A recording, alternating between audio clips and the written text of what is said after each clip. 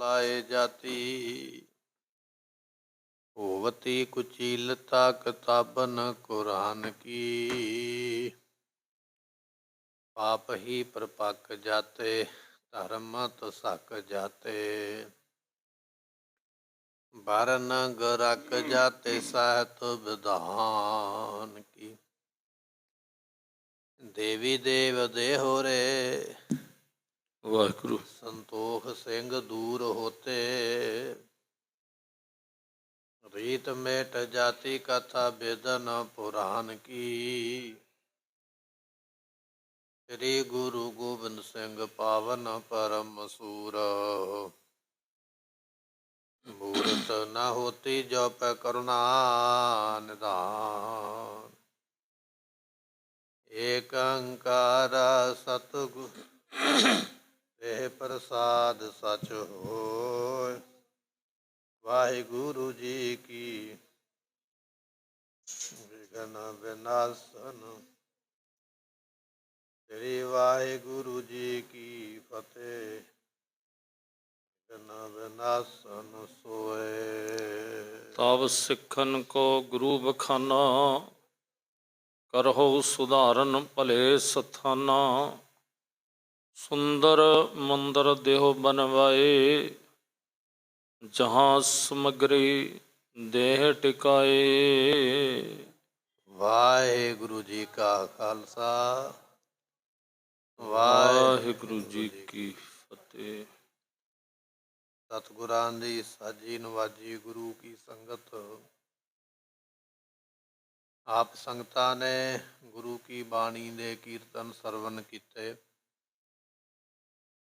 ਧੰਨ ਗੁਰੂ ਗੋਬਿੰਦ ਸਿੰਘ ਮਹਾਰਾਜ ਦਾ ਇਤਿਹਾਸ ਆਪਾਂ ਸਰਵਨ ਕਰ ਰਹੇ ਹਾਂ। ਕੇਸੋ ਦਾਸ ਨਾਮ ਦਾ ਇੱਕ ਬ੍ਰਾਹਮਣ ਹੈ ਜੋ ਕਾਂਸ਼ੀ ਤੋਂ ਚੱਲ ਕੇ ਆਇਆ। ਸਤਿਗੁਰੂ ਮੈਂ ਹਵਨ ਕਰਾਂਗਾ, ਜੱਗ ਕਰਾਂਗਾ, ਦੇਵੀ ਪ੍ਰਗਟ ਕਰਾਂਗਾ, ਤੁਹਾਡੇ ਕੰਮ ਕਰੇਗੀ। ਜਾਣੀ ਜਾਣ ਮਹਾਰਾਜ ਜਾਣਦੇ ਸਭ ਕੁਝ ਨੇ, ਪਰ ਇਹਦਾ ਪਾਜ ਉਘੇੜਨ ਵਾਸਤੇ, ਸੰਗਤ ਵਿੱਚ ਰੱਖਣ ਵਾਸਤੇ ਸਤਿਗੁਰਾਂ ਨੇ ਆਗਿਆ ਦਿੱਤੀ ਹੈ। ਇਸਨੇ ਸਾਰੀ ਸਮੱਗਰੀ ਮੰਗਵਾ ਲਈ ਹੈ। ਇੱਕ ਉੱਚਾ ਪਹਾੜ ਜਿਸ ਨੂੰ ਅੱਜ ਲੋਕ ਨੈਣਾ ਦੇਵੀ ਦਾ ਮੰਦਿਰ ਆਖਦੇ। ਇੱਥੇ ਇੱਕ ਨੈਣਾ ਨਾਮ ਦਾ ਗੁੱਜਰ ਰਹਿੰਦਾ। ਗੁੱਜਰ ਦਾ ਨਾਮ ਹੈ ਨੈਣਾ ਗੁੱਜਰ। ਇਹਦੀਆਂ ਗਾਵਾਂ, ਬੱਕਰੀਆਂ, ਭੇਡਾਂ ਇੱਥੇ ਚਰਦੀਆਂ ਸਨ। ਇਹ ਜਗ੍ਹਾ ਮਹਾਰਾਜ ਜੀਆਂ ਨੇ ਉਸ ਬ੍ਰਾਹਮਣ ਨੂੰ ਦਿਖਾਈ। ਕਹਿਣ ਲੱਗਾ ਵੀ ਮਹਾਰਾਜ ਮੈਨੂੰ ਜਗ੍ਹਾ ਬੜੀ ਪਸੰਦ ਆਈ ਹੈ, ਆਪਾਂ ਇੱਥੇ ਹੀ ਹਵਨ ਕਰਾਂਗੇ, ਜੱਗ ਕਰਾਂਗੇ। ਉਹਦਾ ਕਾਰਨ ਇਹ ਹੈ ਵੀ ਇੱਥੇ ਹਰਿਆਵਲਤਾ ਬਹੁਤ ਹੈ, ਉੱਚੀ ਜਗ੍ਹਾ ਹੈ, ਇੱਥੇ ਕੋਈ ਆਉਣ ਜਾਣ ਵਾਲਾ ਨਹੀਂ, ਸ਼ੋਰ ਸ਼ਰਾਬਾ ਨਹੀਂ ਹੋਵੇਗਾ, ਇਕਾਂਤ ਹੋਵੇਗੀ ਤੇ ਇੱਥੇ ਮੈਂ ਹਵਨ ਜੱਗ ਕਰਾਂਗਾ। ਗੁਰਮੁਖੋ ਕੱਲ੍ਹ ਆਪਾਂ ਇਹ ਬਚਨ ਸਰਵਣ ਕੀਤੇ ਸਨ ਕਿ ਨੈਣਾ ਦੇਵੀ ਦਾ ਜਿਹੜਾ ਮੰਦਿਰ ਹੈ ਉਹਦਾ ਕੋਈ ਪੁਰਾਤਨ ਇਤਿਹਾਸ ਨਹੀਂ ਹੈ। ਇਹ ਤੇ ਗੁਰੂ ਗੋਬਿੰਦ ਸਿੰਘ ਮਹਾਰਾਜ ਜੀਆਂ ਦੀ ਚਰਨ ਛੋਹ ਧਰਤੀ ਹੈ ਜਿੱਥੇ ਮਹਾਰਾਜ ਨੇ ਚਰਨ ਪਾਏ। ਪਰ ਦੁਨੀਆ ਨੇ ਮਸ਼ਹੂਰੀ ਕਿਸੇ ਹੋਰ ਚੀਜ਼ ਦੀ ਕਰ ਦਿੱਤੀ। ਉਹ ਵਿਚਾਰ ਆਪਾਂ ਨਾਲ ਨਾਲ ਅੱਗੇ ਵੀ ਸਰਵਣ ਕਰਾਂਗੇ। ਉਹ ਜਿਹੜਾ ਨੈਣਾ ਦੇਵੀ ਦਾ ਉੱਚਾ ਪਹਾੜ ਜਿਸ ਨੂੰ ਅੱਜ ਲੋਕ ਆਖਦੇ ਵੀ ਇੱਥੇ ਦੇਵੀ ਪ੍ਰਗਟ ਹੋਈ ਹੈ, ਮਹਾਰਾਜ ਜੀ ਉਸ ਪਹਾੜ ਦੇ ਉੱਪਰ ਗਏ ਨੇ। ਪੰਡਿਤ ਨੇ ਆਖਿਆ ਮੈਨੂੰ ਇਹ ਜਗ੍ਹਾ ਪਸੰਦ ਹੈ। ਹੁਣ ਮਹਾਰਾਜ ਇੱਥੇ ਕੀ ਕੌਤਕ ਕਰਨਗੇ ਅੱਜ ਆਪਾਂ ਸਰਵਣ ਕਰਾਂਗੇ। ਆਓ ਮਿਲ ਕੇ ਆਖੀਏ ਸਤਿਨਾਮ ਵਾਹਿਗੁਰੂ ਸਾਹਿਬ ਜੀ। ਤਬ ਸਿੱਖਨ ਸੋ ਗੁਰੂ ਬਖਾਨਾ। ਸਤਿਗੁਰਾਂ ਨੇ ਜਦੋਂ ਬ੍ਰਾਹਮਣ ਕੇਸੋ ਦਾਸ ਨੇ ਆਖਿਆ ਨਾ ਵੀ ਇਹ ਜਗ੍ਹਾ ਮੈਨੂੰ ਮਹਾਰਾਜ ਬੜੀ ਪਸੰਦ ਹੈ, ਵੀ ਇੱਥੇ ਹਵਨ ਹੋਣਾ ਚਾਹੀਦਾ, ਜੱਗ ਹੋਣਾ ਚਾਹੀਦਾ। ਇਹ ਬਚਨ ਸੁਣ ਕੇ ਮਹਾਰਾਜ ਸਾਹਿਬ ਜੀ ਉਸ ਵੇਲੇ ਸਿੱਖਾਂ ਨੂੰ ਕਹਿਣ ਲੱਗੇ ਹਨ, ਕਰਹੁ ਸੁਧਾਰਨ ਭਲੇ ਸਥਾਨਾ। ਮਹਾਰਾਜ ਕਹਿਣ ਲੱਗੇ ਸਿੱਖੋ ਇਹ ਥਾਂ ਪਸੰਦ ਆ ਗਿਆ, ਇਹਨੂੰ ਹੁਣ ਚੰਗੀ ਤਰ੍ਹਾਂ ਸੁਧਾਰ ਦਿਓ, ਸਾਫ਼ ਕਰ ਦਿਓ, ਕੱਖ ਕਾਨਾ ਚੋਕੇ ਪਰੇ ਕਰ ਦਿਓ, ਇਹਨੂੰ ਚੰਗੀ ਤਰ੍ਹਾਂ ਪੱਧਰਾ ਕਰ ਦਿਓ, ਸੋਹਣਾ ਬਣਾ ਦਿਓ ਵੀ ਇੱਥੇ ਰਹਿਣ ਦਾ ਪ੍ਰਬੰਧ ਹੋ ਸਕੇ। ਇਸ ਥਾਂ ਨੂੰ ਚੰਗੀ ਤਰ੍ਹਾਂ ਸੁਧਾਰਨਾ ਕਰੋ। ਸੁੰਦਰ ਮੰਦਰ ਦੇਹੁ ਬਨਵਾਏ। ਇੱਥੇ 2-4 ਸੋਹਣੇ ਸੋਹਣੇ ਕਮਰੇ ਬਣਵਾ ਦਿਓ। ਕਮਰਿਆਂ ਦੀ ਲੋੜ ਪੈਗੀ ਨਾ, ਕੁਝ ਸਿੱਖ ਮਹਾਰਾਜ ਦੇ ਉੱਥੇ ਰਹਿਣਗੇ ਮੀਂਹ ਕਣੀ ਤੋਂ ਬਚਣ ਵਾਸਤੇ। ਕੁਝ ਉੱਥੇ ਸਮਾਨ ਵੀ ਟਿਕਾਇਆ ਜਾਏਗਾ, ਪੰਡਤ ਨੂੰ ਵੀ ਰਿਹਾਇਸ਼ ਦੀ ਲੋੜ ਹੈ। ਇਸ ਕਰਕੇ ਮਹਾਰਾਜ ਕਹਿਣ ਲੱਗੇ ਸੋਹਣੇ ਕਮਰੇ ਜਿਹੜੇ ਨੇ ਰਹਿਣ ਵਾਸਤੇ ਬਣਵਾ ਦੇਣਾ ਕਰੋ। ਜਹਾਂ ਸਮਗਰੀ ਦੇਹ ਟਿਕਾਏ। 1-2 ਕਮਰਿਆਂ ਦੇ ਵਿੱਚ ਸਮੱਗਰੀ ਟਿਕਾ ਦਿਓ। ਜਿਹੜੀ ਸਮੱਗਰੀ ਹਵਨ ਦੇ ਵਿੱਚ ਪੈਣੀ ਹੈ ਨਾ, ਜੱਗ ਵਿੱਚ ਪੈਣੀ ਹੈ। ਜਿਸ ਤਰ੍ਹਾਂ ਮੇਵੇ ਹੈ, ਕਸਤੂਰੀ ਹੈ, ਲੱਕੜ ਹੈ, ਹੋਰ ਵੀ ਕਈ ਕੁਝ ਇਸ ਨੇ ਮੰਗਾਇਆ ਹੈ। 1-2 ਕਮਰਿਆਂ ਵਿੱਚ ਸਮੱਗਰੀ ਭਰ ਦੇਣਾ ਕਰੋ। ਹਮਨ ਕੁੰਡ ਕੋ ਜਥਾ ਆਕਾਰ। ਤੇ ਜਿਸ ਤਰ੍ਹਾਂ ਹਵਨ ਦਾ ਕੁੰਡ ਬਣਦਾ, ਉਹਦਾ ਆਕਾਰ ਜਿਵੇਂ ਇਹ ਕਹੇਗਾ ਨਾ ਕੇਸੋਦਾਸ ਬ੍ਰਾਹਮਣ, ਜਿਵੇਂ ਦੱਸੇਗਾ ਵੀ ਇੰਨਾ ਚੌੜਾ ਹੋਣਾ ਚਾਹੀਦਾ, ਇੰਨਾ ਲੰਮਾ ਹੋਣਾ ਚਾਹੀਦਾ, ਇੰਨਾ ਉੱਚਾ ਹੋਣਾ ਚਾਹੀਦਾ, ਜਿਵੇਂ ਦਾ ਇਹ ਕੁੰਡ ਦੱਸੇਗਾ ਵੀ ਤਿਆਰ ਕਰੋ, ਉਸ ਤਰ੍ਹਾਂ ਦਾ ਬਣਾਉਣਾ ਹੈ। ਕਾਰੀਗਰ ਸੋਂ ਵਿਪਰੇ ਉਚਾਰਾ। ਅਤੇ ਉਸ ਵੇਲੇ ਸਿੱਖਾਂ ਨੇ ਕਾਰੀਗਰ ਬੁਲਾ ਲਿਆ, ਮਿਸਤਰੀ ਬੁਲਾ ਲਿਆ, ਜਿਹਨੇ ਉਹ ਬਣਾਉਣਾ, ਥੜੀ ਬਣਾਉਣੀ ਹੈ, ਜਿਹਦੇ ਵਿੱਚ ਅੱਗ ਬਾਲੀ ਜਾਏਗੀ, ਜਿਹਦੇ ਵਿੱਚ ਸਮੱਗਰੀ ਪਾਈ ਜਾਏਗੀ। ਮਿਸਤਰੀ ਆ ਗਿਆ, ਕਾਰੀਗਰ, ਤੇ ਉਸ ਨੂੰ ਬ੍ਰਾਹਮਣ ਦੇ ਸਾਹਮਣੇ ਲੈ ਗਿਆ। ਤੇ ਬ੍ਰਾਹਮਣ ਨੇ ਦੱਸਿਆ ਕੇਸੋਦਾਸ ਨੇ ਵੀ ਜਿੱਥੇ ਮੈਂ ਬੈਠਣਾ ਜਾਂ ਮੇਰੇ ਨਾਲ ਦੇ ਦੂਸਰੇ ਪੰਡਤਾਂ ਨੇ ਬੈਠਣਾ, ਉਹਦਾ ਆਕਾਰ ਕਿਹੋ ਜਿਹਾ ਹੋਵੇ, ਇਸ ਤਰ੍ਹਾਂ ਦਾ ਉਹ ਦੱਸ ਕੇ ਬਣਵਾਉਣ ਲੱਗਾ ਹੈ। ਦੂਰ ਉਰੇ ਚੌਂਕੀ ਨਰ ਥਿਰੈ। ਅਤੇ ਉਸ ਵੇਲੇ ਬਣਵਾਇਆ ਇਹ ਹੈ ਵੀ ਬੜੀ ਸੋਹਣੀ 4 ਚੁਫੇਰੇ ਚੌਂਕੀ ਬਣਾਉਣੀ ਹੈ, ਜਿਹਦੇ ਉੱਪਰ ਬੈਠਿਆ ਜਾ ਸਕੇ। ਵਿਚਕਾਰ ਤੇ ਹਵਨ ਬਣਾਉਣਾ ਨਾ, ਜਿਹਦੇ ਵਿੱਚ ਅੱਗ ਬਾਲੀ ਜਾਏਗੀ, ਲੱਕੜਾਂ ਪਾ ਕੇ ਤੇ ਸਮੱਗਰੀ। 4 ਚੁਫੇਰੇ ਬੰਦੇ ਵੀ ਤੇ ਬੈਠਣਗੇ ਨਾ ਮੰਤਰ ਪੜ੍ਹਨ ਵਾਲੇ। ਤੇ ਪੰਡਤ ਦੱਸਦਾ ਪਿਆ ਵੀ ਬੈਠਣ ਵਾਲੀਆਂ ਸੋਹਣੀਆਂ ਚੌਂਕੀਆਂ, ਇਹਦੇ ਹਵਨ ਦੇ 4 ਚੁਫੇਰੇ ਬਣਾਉਣਾ ਕਰੋ। ਜੇ ਸਭ ਰੀਤ ਸੁਚੇਤੀ ਧਰੈ। ਅਤੇ ਇਸ ਤਰੀਕੇ ਦੇ ਨਾਲ ਵੀ ਬੰਦਾ ਸੁਚਮਤਾਈ ਦੇ ਨਾਲ ਸਾਰਾ ਕੰਮ ਕਰੇ।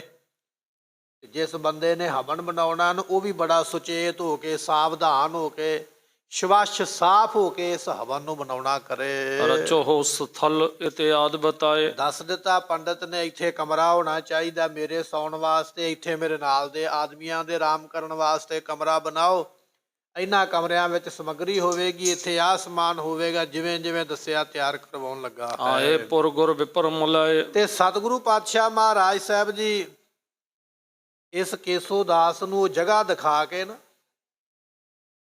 ਤੇ ਨਾਲ ਇਹਨੂੰ ਮਿਸਤਰੀ ਦੇ ਦਿੱਤਾ, ਬੰਦੇ ਦੇ ਦਿੱਤੇ ਵੀ ਜਿਵੇਂ ਤੂੰ ਕੰਮ ਕਰਵਾਉਣਾ ਕਰਵਾ ਲਾ। ਧੰਨ ਗੁਰੂ ਗੋਬਿੰਦ ਸਿੰਘ ਮਹਾਰਾਜ ਜੀ ਆਪ ਪਹਾੜੀ ਤੋਂ ਥੱਲੇ ਆ ਗਏ, ਅਨੰਦਪੁਰ ਸਾਹਿਬ ਪਹੁੰਚੇ ਹਨ। ਤੂਰਨ ਤਿਆਰੀ ਸਭ ਕਰਵਾਈ। ਸਾਰੀ ਤਿਆਰੀ ਛੇਤੀ ਨਾਲ ਇਸ ਬ੍ਰਾਹਮਣ ਨੇ ਜੱਗ ਹਵਨ ਦੀ ਕੀਤੀ ਹੈ। ਹਵਨ ਸਮਗਰੀ ਤਹਾਂ ਪਹੁੰਚਾਈ। ਅਤੇ ਸਤਿਗੁਰਾਂ ਨੇ ਸਿੱਖਾਂ ਨੂੰ ਆਖਿਆ ਵੀ ਜਿੰਨੀ ਆਪਾਂ ਸਮੱਗਰੀ ਲੈ ਕੇ ਆਏ ਆ ਹਵਨ ਵਾਸਤੇ, ਸਾਰੀ ਸਿਰਾਂ ਤੇ ਚੁਕਵਾ ਕੇ ਬੰਦਿਆਂ ਦੇ ਤੇ ਉੱਥੇ ਲੈ ਚਲੋ ਜਿੱਥੇ ਹਵਨ ਹੋਣਾ, ਉੱਪਰਲੇ ਪਹਾੜ ਤੇ ਟੀਸੀ ਦੇ ਉੱਪਰ, ਜਿਸ ਨੂੰ ਅੱਜ ਲੋਕ ਨੈਣਾ ਦੇਵੀ ਦਾ ਮੰਦਿਰ ਆਖਦੇ ਨੇ। ਨੈਣਾ ਨਾਮ ਦਾ ਗੁਜਰ ਇੱਥੇ ਇੱਕ ਰਹਿੰਦਾ, ਉੱਚਾ ਪਹਾੜ ਹੈ। ਕਹਿਣ ਲੱਗੇ ਵੀ ਉਸ ਪਹਾੜ ਦੇ ਉੱਪਰ ਇਹ ਸਾਰੀ ਸਮੱਗਰੀ ਚੁੱਕ ਕੇ ਲੈ ਜਾਣਾ ਕਰੋ। ਦਿਵਸ ਪ੍ਰਤੀਖਨ ਲਗੇ ਕਿਰਪਾਲਾ। ਤੇ ਹੁਣ ਦਿਨ ਦੀ ਉਡੀਕ ਕਰਨ ਲੱਗੇ। ਭਾਵੇਂ ਸਮੱਗਰੀ ਆ ਗਈ ਹੈ, ਜਗ੍ਹਾ ਪਸੰਦ ਕਰ ਲਈ ਹੈ, ਸਭ ਕੁਝ ਤਿਆਰੀ ਮੁਕੰਮਲ ਹੈ, ਪਰ ਇਸ ਪੰਡਤ ਨੇ ਹਵਨ ਕਰਨ ਵਾਸਤੇ ਇੱਕ ਦਿਨ ਕੱਢਿਆ ਹੈ ਵੀ ਵਿਸਾਖ ਦਾ ਮਹੀਨਾ ਹੋਵੇਗਾ ਤੇ ਪੂਰਨਮਾਸ਼ੀ ਦਾ ਦਿਨ ਹੋਵੇਗਾ, ਇਹ ਸਮਾਂ ਹੋਵੇਗਾ। ਹੁਣ ਉਹ ਦਿਨ ਉਡੀਕਣ ਲੱਗ ਪਏ, ਜਿਹੜਾ ਦਿਨ ਦਾ ਮਹੂਰਤ ਕੱਢਿਆ ਹੁਣ ਉਹ ਦਿਨ ਆ ਹੀ ਲਵੇ। ਤਿਆਰੀ ਪਹਿਲਾਂ ਹੋ ਗਈ ਹੈ, ਹਵਨ ਕੁੰਡ ਬਣ ਗਿਆ, ਕਮਰੇ ਬਣ ਗਏ ਨੇ, ਸਮੱਗਰੀ ਉੱਪਰ ਪਹੁੰਚ ਗਈ ਹੈ। ਪੰਡਤ ਆਪਣੇ ਨਾਲ ਦੇ ਪੰਡਤਾਂ ਨੂੰ ਲੈ ਕੇ ਉੱਥੇ ਪਹੁੰਚ ਗਿਆ। ਸਾਰੀ ਤਿਆਰੀ ਕਰਨ ਤੋਂ ਮਗਰੋਂ ਹੁਣ ਉਹ ਦਿਨ ਉਡੀਕਿਆ ਜਾ ਰਿਹਾ ਜਿਸ ਦਿਨ ਇਹ ਹਵਨ ਸ਼ੁਰੂ ਹੋਣਾ ਹੈ। ਕਰਹਿ ਆਰੰਭ ਪ੍ਰਥਮ ਜਿਸ ਕਲ। ਤੇ ਜਿਸ ਤਰ੍ਹਾਂ ਇਹ ਪਹਿਲੇ ਦਿਨ ਪ੍ਰਾਰੰਭ ਹੋਏ, ਉਹ ਦਿਨ ਉਡੀਕਦੇ ਹਨ। ਨਿਤ ਪ੍ਰਤ ਦਿਜਵਰ ਪਹੁੰਚੇ ਪਾਸ। ਰੋਜ਼ ਦੀ ਰੋਜ਼ ਜਿਹੜਾ ਬ੍ਰਾਹਮਣ ਕੇਸੋਦਾਸ ਹੈ ਉਸ ਹਵਨ ਕੁੰਡ ਵਾਲੀ ਜਗ੍ਹਾ ਤੇ ਪਹੁੰਚਦਾ ਹੈ। ਕਰਹਿ ਵਾਰਤਾਲਾਪ ਪ੍ਰਕਾਸ਼। ਅਤੇ ਕਈ ਤਰ੍ਹਾਂ ਦੀਆਂ ਬਚਨ ਵਿਲਾਸ ਕਰਦਾ, ਮਿਸਤਰੀਆਂ ਨੂੰ ਦੱਸਦਾ, ਬੰਦਿਆਂ ਨੂੰ ਦੱਸਦਾ ਵੀ ਜੱਗ ਆਪਾਂ ਸ਼ੁਰੂ ਕਿਵੇਂ ਕਰਨਾ, ਮੰਤਰ ਆਪਾਂ ਪੜ੍ਹਨਾ ਕਿਵੇਂ ਆ, ਕੰਮ ਕਿਵੇਂ ਕਰਨਾ, ਸਾਰੇ ਬਚਨ ਬਲਾਸ ਹੁੰਦੇ ਹਨ। ਪੂਜਨ ਹਮਨ ਕਰਨ ਵਿਦ ਸਾਰੀ। ਸੋ ਕਹਿਣ ਲੱਗੇ ਪੂਜਾ ਕਰਨੀ, ਹਵਨ ਕਰਨਾ, ਇਹ ਜਿੰਨੀ ਵੀ ਸਾਰੀ ਵਿਧੀ ਤਰੀਕਾ ਕਹਿ ਹੈ, ਕਹਿ ਸਭ ਕਿਛ ਠਾਨਸ ਤੇ ਤਿਆਰੀ। ਗੁਰਮੁਖੋ ਇਹਨੇ ਸਾਰੀ ਤਿਆਰੀ ਬ੍ਰਾਹਮਣ ਦੇ ਹੱਥ ਵਿੱਚ ਮਹਾਰਾਜ ਨੇ ਵਾਗਡੋਰ ਦਿੱਤੀ ਹੈ ਵੀ ਤੂੰ ਜਿਵੇਂ ਤੈਨੂੰ ਚੰਗਾ ਲੱਗਦਾ ਤੂੰ ਉਵੇਂ ਕਰ। ਤੇ ਇਹ ਫਿਰ ਆਪਣੀ ਮਰਜ਼ੀ ਦੇ ਮੁਤਾਬਕ ਸਭ ਕੁਝ ਕਰਵਾਉਂਦਾ ਹੈ। ਸ਼ੰਕਰ ਮਨ ਮੇਵਾ ਮਿਸ਼ਠਾਨ। ਸੋ ਕਹਿਣ ਲੱਗੇ ਕਈ 100 ਮਣ ਮੇਵੇ। ਹਵਨ ਐਵੇਂ ਨਹੀਂ ਹੋ ਜਾਂਦਾ। ਪੰਡਤ ਨੇ ਆਖਿਆ ਸੀ ਨਾ ਮਹਾਰਾਜ ਤੁਸੀਂ ਨਹੀਂ ਕਰਵਾ ਸਕਦੇ। ਸਿੱਖਾਂ ਨੇ ਪੁੱਛਿਆ ਕਿਉਂ? ਪੰਡਤ ਕਹਿਣ ਲੱਗਾ ਲੱਖਾਂ ਰੁਪਏ ਦਾ ਖਰਚਾ ਹੋਣਾ, ਹਵਨ ਐਵੇਂ ਨਹੀਂ ਹੋ ਜਾਂਦੇ, ਜੱਗ ਐਵੇਂ ਨਹੀਂ ਹੋ ਜਾਂਦੇ। ਅਸੋ ਮੇਧ ਜੱਗ ਹੋਣਾ, ਗਊ ਮੇਧ ਜੱਗ ਹੋਣਾ, ਇਹ ਕਿਤੇ ਸਤਿਯੁਗ ਦੇ ਵਿੱਚ ਹੁੰਦੇ ਸਨ, ਉਦੋਂ ਰਾਜੇ ਕਰਵਾ ਸਕਦੇ, ਹੋ ਜਾਂਦਾ। ਇਹ ਜੱਗ ਐਵੇਂ ਹੁੰਦੇ ਨਹੀਂ, ਇਹਨਾਂ ਦਾ ਖਰਚਾ ਬੜਾ। ਅਸਮੇਧ ਜੱਗ ਜਿਹੜਾ ਸੀ ਨਾ, ਜਦੋਂ ਹਵਨ ਕੁੰਡ ਬਾਲਣਾ, ਮੰਤਰ ਪੜ੍ਹਨੇ, ਫੁੱਲ ਪਾਉਣੇ, ਸਮੱਗਰੀ ਪਾਉਣੀ, ਤੇ ਨਾਲ ਨਾਲ ਘੋੜਿਆਂ ਦੇ ਕਲੇਜੇ ਕੱਢ ਕੇ ਤੇ ਵਿੱਚ ਉਹਦੇ ਪਾਉਣੇ, ਆਹੂਤੀ ਦੇਣੀ ਘੋੜਿਆਂ ਦੇ ਕਲੇਜੇ ਕੱਢ ਕੱਢ ਕੇ। ਕਿੰਨੇ ਘੋੜੇ ਮਰ ਜਾਂਦੇ, ਕਿੰਨੇ ਘੋੜੇ ਮਾਰਨੇ ਪੈਂਦੇ, ਕਿੰਨਿਆਂ ਦੇ ਕਲੇਜੇ ਕੱਢਣੇ ਪੈਂਦੇ। ਕਿਤੇ ਜਾ ਕੇ ਲੱਖਾਂ ਦੇ ਵਿੱਚ ਖਰਚ ਬੈਠਦਾ, ਫਿਰ ਜਾ ਕੇ ਕਿਤੇ ਜੱਗ ਹੁੰਦਾ। ਕੇਸੋ ਦਾਸ ਨੇ ਆਖਿਆ ਸੀ ਮਹਾਰਾਜ ਜੱਗ ਕਰਨਾ ਕਹਿਣਾ ਸੌਖਾ, ਜੱਗ ਕਰਨਾ ਬੜਾ ਔਖਾ। ਤੁਹਾਡੇ ਕੋਲੋਂ ਨਹੀਂ ਹੋ ਸਕਦਾ, ਇਹ ਤੇ ਕੋਈ ਚੱਕਰਵਰਤੀ ਬਾਦਸ਼ਾਹ ਹੋਵੇ ਤੇ ਉਹ ਕਰ ਸਕਦਾ। ਰਾਜੇ ਦੇ ਕੋਲ ਵੱਧੀ ਇਨਕਮ ਆਉਂਦੀ ਹੈ, ਉਹਨੇ ਟੈਕਸ ਲਾ ਕੇ ਪ੍ਰਜਾ ਕੋਲੋਂ ਲੈ ਹੀ ਲੈਣਾ, ਤੁਸੀਂ ਕਿਵੇਂ ਕਰੋਗੇ? ਤੇ ਸਿੱਖਾਂ ਨੇ ਆਖਿਆ ਸੀ ਕੇਸੋ ਦਾਸ ਪੰਡਤ ਤੂੰ ਧਨ ਵੱਲੋਂ ਚਿੰਤਾ ਨਾ ਕਰ, ਉਹ ਸਾਡਾ ਕੰਮ ਹੈ ਵੀ ਕਿੱਥੋਂ ਲੈ ਕੇ ਆਉਣਾ। ਤੂੰ ਜੱਗ ਦੀ ਚਿੰਤਾ ਕਰ ਵੀ ਤੂੰ ਕਰਨਾ ਕਿਵੇਂ। ਕਹਿਣ ਲੱਗਾ ਠੀਕ ਹੈ, 1.25 ਲੱਖ ਰੁਪਈਆ ਮੈਂ ਲਵਾਂਗਾ, ਆਪਣੀ ਫੀਸ, ਆਪਣਾ ਮਿਹਨਤਾਨਾ ਜੱਗ ਕਰਨ ਦਾ। ਇਹਨੇ ਸਮੱਗਰੀ ਲਿਖਾਈ ਤੇ ਉਹ ਸਮੱਗਰੀ ਕਈ ਗੱਡੇ ਸਮੱਗਰੀ ਦੇ ਭਰ ਗਏ। ਇੱਥੇ ਬਚਨ ਆ ਗਿਆ ਹੈ ਸੈਂਕੜੇ ਮਨ ਮੇਵਾ ਮਿਸ਼ਟਾਨ, ਕਈ ਸੈਂਕੜੇ ਮੇਵੇ ਤੇ ਕਈ ਸੈਂਕੜੇ ਮਿੱਠੇ ਪ੍ਰਸ਼ਾਦ ਜਿਹੜੇ ਨੇ ਉੱਪਰ ਪਹਾੜੀ ਦੇ ਉੱਪਰ ਪਹੁੰਚ ਗਏ ਹਨ। ਤਿਲ ਘ੍ਰਿਤ ਜਵ ਤੁੰਦਲ ਸਭ ਆਨ। ਇਸੇ ਤਰ੍ਹਾਂ ਤਿਲ ਜਿੰਨੇ ਚਾਹੀਦੇ ਨੇ ਉਹ ਵੀ ਪਹੁੰਚਾਏ ਗਏ। ਘ੍ਰਿਤ ਘਿਓ ਤੇ ਜਵ ਤੋਂ ਭਾਵ ਜੌਂ, ਤੁੰਦਲ ਤੋਂ ਭਾਵ ਹੁੰਦਾ ਚੌਲ। ਇਹ ਸਾਰੀਆਂ ਸਮੱਗਰੀਆਂ ਨੇ, ਸਾਰੇ ਅੰਨ ਅੱਗ ਵਿੱਚ ਪਾਏ ਜਾਂਦੇ ਨੇ। ਜਿਵੇਂ ਤਿਲ ਹੈ, ਘਿਓ ਹੈ, ਇਸੇ ਤਰ੍ਹਾਂ ਜੌਂ ਤੇ ਚੌਲ ਨੇ। ਇਹ ਜਦੋਂ ਪੰਡਤ ਮੰਤਰ ਪੜ੍ਹਦੇ ਨੇ ਨਾਲ ਨਾਲ ਇਹ ਸਭ ਕੁਝ ਪਾਉਂਦੇ, ਓਮ ਸਵਾਹ ਨਾਲ ਕਰਦੇ, ਨਾਲ ਮੰਤਰ ਪੜ੍ਹਦੇ। ਇਹ ਸਾਰੀ ਸਮੱਗਰੀ ਪਾਈ ਜਾਂਦੀ ਹੈ, ਸਾਰਾ ਅੰਨ ਸਾੜਿਆ ਜਾਂਦਾ ਅੱਗ ਦੇ ਵਿੱਚ। ਤੋ ਇਹ ਸਾਰੀਆਂ ਚੀਜ਼ਾਂ ਇਸਨੇ ਮੰਗਵਾ ਲਈਆਂ ਹਨ। ਕਹਿ ਕਹਿ ਪ੍ਰਭ ਸੋ ਤਹਾਂ ਪਹੁੰਚਾਏ। ਜਿਹੜੀ ਜਿਹੜੀ ਵਸਤੂ ਇਹਨੇ ਮੰਗਵਾਈ ਜਾਂ ਆਖੀ ਸਤਿਗੁਰਾਂ ਨੇ ਸਾਰੀਆਂ ਉੱਥੇ ਪਹੁੰਚਾ ਦਿੱਤੀਆਂ ਜਿੱਥੇ ਹਵਨ ਹੋਣਾ ਹੈ। ਥਾਨ ਸੁਧਾਰਿਓ ਨੀਕ ਬਣਾਏ। ਤੇ ਕਹਿਣ ਲੱਗੇ ਵੀ ਇਸਨੇ ਬੜੇ ਚੰਗੇ ਤਰੀਕੇ ਦੇ ਨਾਲ ਇਹ ਥਾਂ ਸੁਧਾਰਿਆ, ਚੰਗੇ ਤਰੀਕੇ ਨਾਲ ਇਹ ਸਭ ਕੁਝ ਤਿਆਰੀ ਕੀਤੀ ਹੈ। ਹਵਨ ਕੁੰਡ ਜਿਸ ਜੁਗਤ ਬਤਾਇਓ। ਸੋ ਜਿਵੇਂ ਜਿਵੇਂ ਨੇ ਜੁਗਤੀਆਂ ਦਸੀਆਂ, ਤਰੀਕੇ ਦੱਸੇ, ਉਹ ਸਾਰੇ ਤਰੀਕੇ ਜਿਹੜੇ ਸਨ ਹਵਨ ਦੇ ਕੀਤੇ ਗਏ ਹਨ। ਸੋ ਭੀ ਭਲੀ ਭਾਂਤ ਕਰਵਾਏ। ਇਹ ਸਾਰਾ ਕੁਝ ਭਲੀ ਭਾਂਤ ਇਸੇ ਤਰ੍ਹਾਂ ਹੀ ਹੋਇਆ, ਜਿਵੇਂ ਜਿਵੇਂ ਦੱਸਿਆ ਗਿਆ ਉਵੇਂ ਉਵੇਂ ਕੀਤਾ ਗਿਆ ਹੈ। ਦੋਹਰਾ ਪੂਰਨਵਾ ਬੈਸਾਖੀ ਜਬ ਦਿਨ ਆਇਓ ਸੋਏ। ਗੁਰਮੁਖੋ ਉਡੀਕਦਿਆਂ ਉਡੀਕਦਿਆਂ ਉਹ ਦਿਨ ਆ ਗਿਆ ਜਿਹੜਾ ਦਿਨ ਇਹਨੇ ਮਹੂਰਤ ਵਿੱਚ ਕੱਢਿਆ ਸੀ। ਉਹ ਕੱਢਿਆ ਸੀ ਪੂਰਨਮਾਸ਼ੀ ਵਿਸਾਖ ਮਹੀਨੇ ਦੇ। ਤੇ ਕਹਿਣ ਲੱਗੇ ਉਹ ਹਵਨ ਸ਼ੁਰੂ ਕਰਨ ਦਾ ਦਿਨ ਆ ਗਿਆ। ਉਹ ਦਿਨ ਪਹੁੰਚ ਗਿਆ ਜਿਸ ਦਿਨ ਨੂੰ ਜੱਗ ਸ਼ੁਰੂ ਹੋਣਾ ਹੈ। ਮੰਗਲ ਕਰੇ ਅਨੇਕ ਵਿਧ ਹਰਖਤ ਭੇਜ ਸਭ ਕੋਏ। ਤੇ ਕਹਿਣ ਲੱਗੇ ਵੀ ਕਈ ਤਰ੍ਹਾਂ ਦੀਆਂ ਖੁਸ਼ੀਆਂ ਕੀਤੀਆਂ ਗਈਆਂ, ਮੰਗਲ ਕੀਤੇ ਗਏ, ਕਿ ਬੜਾ ਚੰਗਾ ਸਮਾਂ ਆ ਕੇ ਮਿਲ ਗਿਆ, ਹੁਣ ਅਸੀਂ ਜੱਗ ਸ਼ੁਰੂ ਕਰਾਂਗੇ, ਸਾਰੇ ਖੁਸ਼ ਹਨ। ਚੌਪਈ ਨੌਬਤ ਬਾਜਤ ਪ੍ਰਭ ਦਰਬਾਰਾ। ਇਧਰੋਂ ਸਤਿਗੁਰਾਂ ਦੇ ਦਰਵਾਜ਼ੇ ਦੇ ਉੱਪਰ ਵੀ ਨੌਬਤਾਂ ਵਜਾਉਣ ਵਾਲੇ, ਨਫੀਰੀਆਂ, ਨਿੱਕੇ ਨਿੱਕੇ ਸਾਜ਼, ਤੁਤਰੀਆਂ ਵਜਾਉਣੀਆਂ, ਨਫੀਰੀਆਂ ਵਜਾਉਣੀਆਂ, ਟੱਲੀਆਂ ਵਜਾਉਣੀਆਂ, ਖੜਤਾਲ ਵਜਾਉਣੇ, ਇਹੋ ਜਿਹੇ ਸਾਜ਼ ਵਜਾਉਣ ਵਾਲੇ ਦਰਵਾਜ਼ਿਆਂ ਤੇ ਆ ਕੇ ਸਾਜ਼ ਵਜਾ ਕੇ ਆਪਣੀ ਖੁਸ਼ੀ ਜਿਹੜੀ ਉਹ ਪ੍ਰਗਟ ਕਰ ਰਹੇ ਨੇ, ਖੁਸ਼ੀ ਮਨਾਉਂਦੇ ਪਏ ਹਨ। ਲਗ ਧੁੰਦਵ ਕੋ ਸ਼ਬਦ ਉਦਾਰਾ। ਛੋਟੇ ਛੋਟੇ ਨਗਾਰੇ, ਇੱਕ ਤੇ ਵੱਡਾ ਨਗਾਰਾ ਬਣਾਇਆ ਨਾ ਮਹਾਰਾਜ ਨੇ, ਛੋਟੇ ਨਗਾਰੇ ਜਿਵੇਂ ਅੱਜ ਵੀ ਨਿਹੰਗ ਸਿੰਘ ਘੋੜਿਆਂ ਦੇ ਉੱਪਰ ਚੜ੍ਹ ਕੇ ਇੱਕ ਥਾਂ ਤੋਂ ਦੂਜੇ ਥਾਂ ਤੇ ਜਾਂਦੇ ਨੇ, ਤੇ ਉਹ ਘੋੜਿਆਂ ਦੇ ਉੱਪਰ ਨਗਾਰੇ ਉਹਨਾਂ ਨੇ ਰੱਖੇ ਹੋਏ, ਛੋਟੇ ਛੋਟੇ ਨਗਾਰੇ ਹੁੰਦੇ, ਉਹਨੂੰ ਛੋਟਾ ਨਗਾਰਾ ਆਖਿਆ ਜਾਂਦਾ। ਕਹਿਣ ਲੱਗੇ ਵੀ ਐਸੇ ਛੋਟੇ ਨਗਾਰੇ ਵਜਾਏ ਜਾ ਰਹੇ ਹਨ। ਸੰਖ ਨਫੀਰਨ ਫੂਕ ਭਰੀ ਹੈ। ਇਸੇ ਤਰ੍ਹਾਂ ਸ਼ੰਖ ਵਜਾਏ ਜਾਂਦੇ ਨੇ ਬੜੀ ਜ਼ੋਰ ਦੇ ਨਾਲ, ਤੇ ਇਸੇ ਤਰ੍ਹਾਂ ਨਫੀਰੀਆਂ, ਇਹ ਸਾਰੇ ਸਾਜ਼ ਮੂੰਹ ਦੇ ਨਾਲ ਵੱਜਦੇ ਨੇ। ਫੂਕ ਮਾਰੀਏ ਤੇ ਤਾਂ ਹੀ ਸ਼ੰਖ ਬੋਲਦਾ, ਫੂਕ ਮਾਰੀਏ ਤੇ ਤਾਂ ਹੀ ਨਫੀਰੀ ਬੋਲਦੀ ਹੈ। ਐਸੇ ਸਾਜ਼ ਵਜਾਏ ਜਾ ਰਹੇ ਹਨ। ਧੁਨੀ ਉਠਾਵਨ ਉੱਚ ਕਰੀ ਹੈ। ਇਸ ਤਰ੍ਹਾਂ ਗੁਰਮੁਖੋ ਉੱਚੀ ਉੱਚੀ ਆਵਾਜ਼ਾਂ ਆ ਰਹੀਆਂ ਨੇ। ਇਹਨਾਂ ਸਾਰੇ ਜਿਹੜੇ ਸਾਜ਼ ਨੇ ਵੱਜਦੇ ਹਨ ਜਿਸ ਵੇਲੇ। ਪਣਬ ਪਟਿਆਰ ਢੋਲ ਵਿਸਾਲੇ। ਇਸੇ ਤਰ੍ਹਾਂ ਕਹਿਣ ਲੱਗੇ ਵੀ ਢੋਲ ਵੱਜਦੇ ਪਏ, ਹੋਰ ਵੀ ਕਈ ਜਿਹੜੇ ਸਾਜ਼ ਨੇ ਉਹ ਵੱਜਦੇ ਪਏ ਹਨ। ਮੁਰਲੀ ਗੋਮੁਖ ਸ਼ਬਦ ਉਠਾਲੇ। ਇਸੇ ਤਰ੍ਹਾਂ ਮੁਰਲੀਆਂ ਨਫੀਰੀਆਂ ਜਿਹੜੀਆਂ ਨੇ, ਜਾਂ ਇਸੇ ਤਰ੍ਹਾਂ ਤੁਰਦੀਆਂ ਜਿਹੜੀਆਂ ਨੇ ਸਾਜ਼ ਨੇ ਮੂੰਹ ਦੇ ਵਿੱਚ ਪਾਉਣ ਵਾਲੇ, ਮੂੰਹ ਵਿੱਚ ਪਾ ਕੇ ਵਜਾਉਣ ਵਾਲੇ। ਤੇ ਨਰਸਿੰਘੇ ਜਿਨ੍ਹਾਂ ਨੂੰ ਕਿਹਾ ਜਾਂਦਾ, ਨਰਸਿੰਘਾ ਵੀ ਇੱਕ ਸਾਜ਼ ਹੈ। ਇਹ ਨਰਸਿੰਘੇ ਇਤਿਆਦਿਕ ਵਜਾਏ ਜਾਂਦੇ ਹਨ। ਜੈ ਜਗਦੰਬਾ ਊਚੇ ਉਚਾਰੇ। ਤੇ ਇਹ ਜਿਹੜਾ ਪੰਡਤ ਹੈ ਨਾ ਆਖਦਾ ਹੈ ਜੈ ਹੋਵੇ, ਜੈ ਹੋਵੇ। ਜਿਸ ਵੇਲੇ ਸ੍ਰੀ ਹਰਿਮੰਦਰ ਸਾਹਿਬ ਅੰਮ੍ਰਿਤ ਵੇਲੇ ਪ੍ਰਕਾਸ਼ ਹੁੰਦਾ, ਜਾਂ ਸ੍ਰੀ ਹਜ਼ੂਰ ਸਾਹਿਬ ਦੀ ਧਰਤੀ ਤੇ ਜਿਸ ਵੇਲੇ ਮਹਾਰਾਜ ਦੀ ਸਵਾਰੀ ਆਉਂਦੀ ਹੈ, ਉਸ ਵੇਲੇ ਜਿਹੜੇ ਸਾਜ਼ ਵਜਾਏ ਜਾਂਦੇ ਨੇ ਉਹਨਾਂ ਨੂੰ ਨਰਸਿੰਘਾ ਆਖਿਆ ਜਾਂਦਾ। ਮੂੰਹ ਦੇ ਵਿੱਚ ਪਾ ਕੇ ਬੈਂਡ ਦੇ ਆਕਾਰ ਦਾ ਬਣਿਆ ਹੋਇਆ ਸਾਜ਼ ਹੈ, ਉਹਨੂੰ ਜ਼ੋਰ ਦੇ ਨਾਲ ਵਜਾਇਆ ਜਾਂਦਾ। ਅੱਜ ਵੀ ਜਦੋਂ ਗੁਰੂ ਗ੍ਰੰਥ ਸਾਹਿਬ ਦੀ ਸਵਾਰੀ ਆਉਂਦੀ ਹੈ ਅੰਮ੍ਰਿਤ ਵੇਲੇ, ਸ੍ਰੀ ਹਰਿਮੰਦਰ ਸਾਹਿਬ ਪ੍ਰਕਾਸ਼ ਹੋਣ ਵਾਸਤੇ, ਉਸ ਵੇਲੇ ਗੁਰੂ ਕੇ ਸਿੱਖ ਇੱਕ ਸਾਜ਼ ਵਜਾਉਂਦੇ ਨੇ। ਉਹਦੀ ਬੜੀ ਸੋਹਣੀ ਆਵਾਜ਼ ਮਨ ਨੂੰ ਮੋਹਣ ਵਾਲੀ ਹੁੰਦੀ ਹੈ। ਉਹ ਜਿਹੜਾ ਸਾਜ਼ ਵੱਜਦਾ ਉਸ ਨੂੰ ਨਰਸਿੰਘਾ ਆਖਿਆ ਜਾਂਦਾ। ਉਹ ਕਹਿਣ ਲੱਗੇ ਐਸੇ ਸਾਜ਼ ਉਸ ਵੇਲੇ ਵਜਾਏ ਗਏ ਜਦੋਂ ਜੱਗ ਸ਼ੁਰੂ ਹੋਇਆ ਹੈ। ਰੰਕਨ ਗਨ ਦੇ ਦਰਬ ਉਦਾਰੇ। ਜਿਹੜੇ ਗਰੀਬ ਆਏ, ਜਦੋਂ ਆਪਾਂ ਕੋਈ ਖੁਸ਼ੀ ਦਾ ਕੰਮ ਕਰਦੇ ਆ ਨਾ, ਮੰਗਤੇ ਆ ਜਾਂਦੇ ਵੀ ਤੂੰ ਖੁਸ਼ੀ ਦਾ ਕੰਮ ਕਰਨ ਲੱਗਾ, ਤੇਰਾ ਹੋਰ ਵਧੇ ਫੁੱਲੇ ਤੇ ਸਾਨੂੰ ਦਾਨ ਦੇ। ਸਤਿਗੁਰੂ ਇੱਧਰੋਂ ਜੱਗ ਸ਼ੁਰੂ ਕਰਨ ਲੱਗੇ ਨੇ ਤੇ ਬੜੇ ਗਰੀਬ ਆ ਗਏ ਚੱਲ ਕੇ ਮਹਾਰਾਜ ਕੋਲੋਂ ਦਾਨ ਲੈਣ ਵਾਲੇ।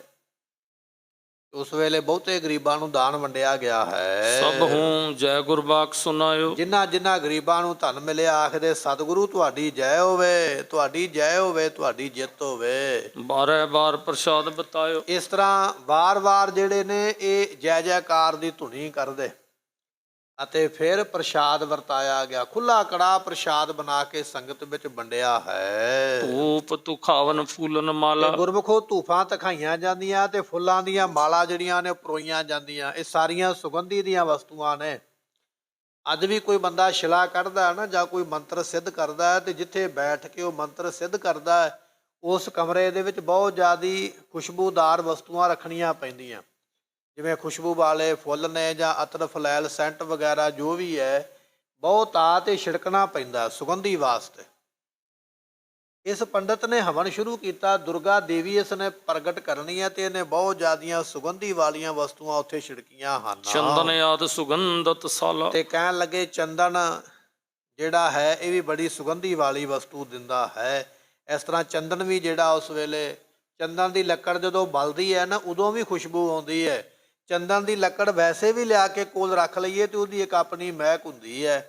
ਇਸ ਤਰ੍ਹਾਂ ਚੰਦਨ ਵੀ ਇਸ ਨੇ ਮੰਗਵਾਇਆ ਹੈ। ਸਮਾਂ ਜਾਣ ਦੇ ਕੇਸ਼ਵ ਆਇਓ। ਕਹਿਣ ਲੱਗੇ ਵੀ ਜਦੋਂ ਜੱਗ ਸ਼ੁਰੂ ਕਰਨਾ ਨਾ, ਹੁਣ ਸਮਾਂ ਆ ਗਿਆ, ਪੂਰਾ ਉਹ ਟਾਈਮ ਆ ਗਿਆ ਮਹੂਰਤ ਦਾ। ਤੇ ਹੁਣ ਵੱਡੇ ਪੰਡਤ ਜੀ ਕੇਸੋ ਦਾਸ ਜੀ ਨਿਕਲ ਪਏ ਆਪਣੇ ਕਮਰੇ ਵਿੱਚੋਂ ਬਾਹਰ ਜੱਗ ਸ਼ੁਰੂ ਕਰਨ ਵਾਸਤੇ। ਆਸ਼ਿਕ ਤਪਤ ਹੈ ਤੇਜ ਸੁਨਾਇਓ। ਸੋ ਉਸ ਵੇਲੇ ਇਸ ਨੇ ਤੇਜ ਪ੍ਰਕਾਸ਼ ਵਾਸਤੇ ਅਸੀਸਾਂ ਸੁਣਾਈਆਂ। ਉਸ ਵੇਲੇ ਸੀਸਾਂ ਦੇ ਬਚਨ ਕੀਤੇ ਹਨ। ਅਪਰ ਵਿਪਰ ਜੇ ਸਤਿਗੁਰ ਪਾਸ। ਕਹਿਣ ਲੱਗੇ ਹੋਰ ਜਿੰਨੇ ਸਤਿਗੁਰਾਂ ਦੇ ਕੋਲ ਪੰਡਤ ਬੈਠੇ ਸਨ, ਵੇਦ ਘੋਖ ਕੇ ਕਰਤ ਪ੍ਰਕਾਸ਼। ਜਿਹੜੇ ਵੇਦਾਂ ਨੂੰ ਪੜ੍ਹਨ ਵਾਲੇ ਸਨ। ਹੁਣ ਗੁਰਮੁਖੋ ਹਵਨ ਐਵੇਂ ਨਹੀਂ ਹੋਵੇਗਾ। ਹਵਨ ਵਾਸਤੇ ਵੱਖ-ਵੱਖ ਪੰਡਤ ਵੱਖਰੇ ਵੱਖਰੇ ਮੰਤਰ ਪੜ੍ਹਨਗੇ। ਕੁਝ ਪੰਡਤ ਉਹ ਨੇ ਜਿਹੜੇ ਆਹੂਤੀ ਪਾਉਣਗੇ, ਵਿੱਚ ਸਮੱਗਰੀ ਪਾਉਣਗੇ ਬਲ ਦੀ ਅੱਗ ਦੇ। ਕੁਝ ਪੰਡਤ ਉਹ ਹੋਣਗੇ ਜਿਹੜੇ ਮੰਤਰ ਪੜ੍ਹੀ ਜਾਣਗੇ ਬੈਠ ਕੇ। ਇੱਕ ਉਹ ਹੋਵੇਗਾ ਜਿਹੜਾ ਉੱਚੀ ਮੰਤਰ ਪੜ੍ਹੇਗਾ। ਹੁਣ ਇਹ ਕੰਮ ਕਰਦੇ ਨੇ, ਇਹਨਾਂ ਦੀ ਇੱਕ ਆਪਣੀ ਬਣੀ ਹੋਈ ਟੀਮ ਹੈ, ਟੀਮ ਵਰਕ ਕਰਨ ਲੱਗੇ ਨੇ। ਸਾਰੇ ਪੰਡਤ ਆਪੋ ਆਪਣੀਆਂ ਜਗ੍ਹਾ ਤੇ ਬੈਠ ਗਿਆ ਵੀ ਮੈਂ ਸਮੱਗਰੀ ਪਾਉਣੀ ਹੈ, ਦੂਜੇ ਨੂੰ ਪਤਾ ਹੈ ਕਿ ਮੈਂ ਮੰਤਰ ਪੜ੍ਹਨਾ। ਸਾਰੇ ਆਪੋ ਆਪਣੀ ਜਗ੍ਹਾ ਤੇ ਬੈਠੇ ਹਨ। ਸਭ ਹਿੰਦਵਾਨ ਸਿਰਕੇ ਮੌਰ। ਕਹਿਣ ਲੱਗੇ ਵੀ ਇਹ ਜਿਹੜੇ ਪੰਡਤ ਨੇ ਨਾ, ਹਿੰਦੂ ਮਤ ਦੇ ਸ਼੍ਰੋਮਣੀ ਪੰਡਤ ਆਏ ਨੇ, ਮੇਨ ਮੁਖੀ ਵੱਡੇ ਵੱਡੇ ਪੰਡਤ। ਜਿਨ੍ਹਾਂ ਨੂੰ ਆਪਾਂ ਕਹੇ ਦਿੱਗਜ ਪੰਡਤ ਆਏ ਨੇ, ਆ ਕੇ ਬੈਠੇ ਹਨ। ਖਰੇ ਕਰੇ ਦਿਜ ਪੂਰਨ ਪੌਰ। ਤੇ ਕਹਿਣ ਲੱਗੇ ਵੀ ਇਹ ਸਾਰੇ ਬ੍ਰਾਹਮਣ ਜਿਹੜੇ ਨੇ ਦਰਸ਼ਨੀ ਡਿਊਟੀ ਵਿੱਚ ਖੜੇ ਕੀਤੇ, ਮਰਿਆਦਾ ਹੈ ਨਾ ਕਿ ਤੁਸੀਂ ਇੱਥੇ ਖੜਨਾ ਹੈ। ਵੱਖ-ਵੱਖ ਜਗ੍ਹਾ ਤੇ ਅੱਜ ਜਿਵੇਂ ਆਪਣੇ ਸਿੱਖ ਮੱਤ ਵਿੱਚ ਸੰਪਟ ਪਾਠ ਕਰਵਾਇਆ ਜਾਂਦਾ, ਕੁਝ ਲੋਕ ਮੰਨਦੇ, ਕੁਝ ਨਹੀਂ ਮੰਨਦੇ, ਕੁਝ ਕਰਵਾਉਂਦੇ, ਕੁਝ ਨਹੀਂ ਕਰਵਾਉਂਦੇ। ਉੱਥੇ ਵੀ ਪਹਿਰਾ ਲਾਉਂਦੇ, ਜਿਹੜੇ ਕਰਵਾਉਂਦੇ ਨੇ ਉਹ ਪਹਿਰਾ ਲਾਉਂਦੇ ਨੇ ਵੀ ਇਸ ਕਮਰੇ ਵਿੱਚ ਅਖੰਡ ਪਾਠ ਸਾਹਿਬ ਚੱਲਦਾ ਪਿਆ, ਇਹਦੇ ਵਿੱਚ ਵਿਅਕਤੀ ਕੇਸੀ ਇਸ਼ਨਾਨ ਕਰਕੇ ਨਹਾ ਧੋ ਕੇ ਜਾਵੇ, ਜਿਹੜਾ ਨਹੀਂ ਕਰਦਾ ਉਹ ਬਾਹਰ ਰਹਿ ਜਾਵੇ। ਇਹ ਜਦੋਂ ਹਵਨ ਜੱਗ ਕਰਦੇ ਨਾ ਗੁਰਮੁਖੋ, ਉਸ ਵੇਲੇ ਇਹ ਨਹੀਂ ਵੀ ਜਿਹੜਾ ਮਰਜ਼ੀ ਮੂੰਹ ਚੁੱਕ ਕੇ ਉੱਥੇ ਤੁਰਿਆ ਫਿਰੇ, ਨਹੀਂ, ਉੱਥੇ ਪਹਿਰਾ ਲਾਇਆ ਜਾਂਦਾ। ਤੇ ਉਸ ਦਰਵਾਜ਼ੇ ਦੇ ਉੱਪਰ ਪੰਡਤ ਜਿਹੜੇ ਮੰਤਰ ਸ਼ੁਰੂ ਕਰਦੇ ਤੇ ਫਿਰ ਛਾਣਬੀਣ ਕਰਕੇ ਵੀ ਕਿਹੜਾ ਬੰਦਾ ਅੰਦਰ ਜਾ ਸਕਦਾ, ਕਿਹੜਾ ਨਹੀਂ ਜਾ ਸਕਦਾ, ਕਿਹੜਾ ਸੁਚਮਤਾਈ ਦੇ ਨਾਲ ਆਇਆ, ਉਸ ਮੁਤਾਬਕ ਫਿਰ ਉਹ ਬੰਦਾ ਅੰਦਰ ਪ੍ਰਵੇਸ਼ ਕਰਦਾ ਹੈ। ਜਿਹੜਾ ਦਰਵਾਜ਼ਾ ਸੀ ਬਣਾਇਆ ਜਿੱਥੋਂ ਅੰਦਰ ਆਉਣਾ ਹੈ, ਉੱਥੇ ਵੀ ਕੁਝ ਪੰਡਤ ਬੈਠੇ ਮੰਤਰ ਪੜ੍ਹਦੇ ਹਨ।